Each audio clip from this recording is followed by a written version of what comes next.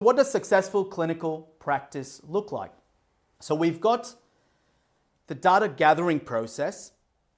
So if we actually think as to what are the skills that we constantly need to develop, to hone. So of course we know psychiatric interviewing skills, really, really crucial. And we have the data gathering process and the data gathering content, and we need both. The manner in which we ask questions, if we have someone who's guarded, or if we have someone who's guarded due to psychosis, or if we have someone that's guarded because we know that there have been negative experiences with other treatment providers, we know that our communication skills have to be different for these individuals. I need to be aware that if someone's experienced significant trauma right at the start, I have to take into account trauma-informed aspects of interviewing, which means I'm going to avoid delving too much into the specifics of the trauma at this point. It may be sufficient for me to know that what they experienced in their past is significant to them and they link it to their current distress. And that's important for me to know. I can hypothesize, use a speculative formulation, and as I build trust over time, I can then delve deeper because likely that trust will facilitate further conversations. So psychiatric interviewing skills, the process and the content.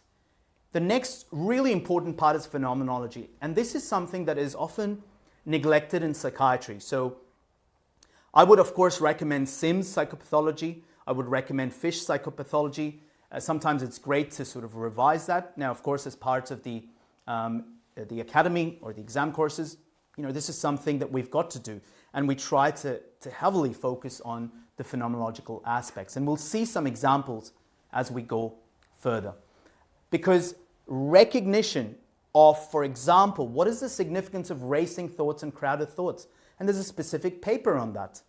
Because racing thoughts is often associated with the construct of hypomania, and often a subsyndromal hypomania. Crowded thoughts is just that layer beneath. So it's not hypomania as such, it's even lower than subsyndromal hypomania. But the significance of both of these aspects is that we may have to think along the mesolimbic pathway.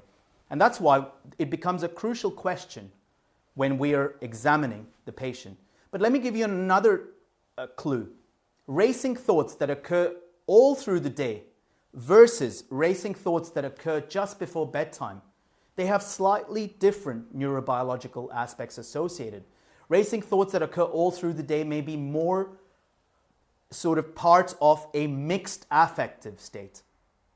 Whilst when it comes to nighttime, my thoughts are racing, particularly when I'm trying to go to bed, is actually relevant or linked to the prefrontal cortex not being able to inhibit the arousal pathways, i.e. dysfunction in the top-down modulation. So therefore, in which conditions can we get top-down modulation affected? Because of top-down, not necessarily arousal. So what I mean by that is that one of the reasons why racing thoughts occurs is arousal pathways are firing. But usually this construct will occur all day because arousal pathways generally don't, when they're active almost all day. But if it's only occurring during the latter phases of nighttime, for example, it's due to top-down. So it's mainly disorders of where prefrontal cortex cognition is predominantly affected. So you'll see this quite commonly in an ADHD phenotype. So these are just clues that tell us, it highlights why phenomenology becomes so important.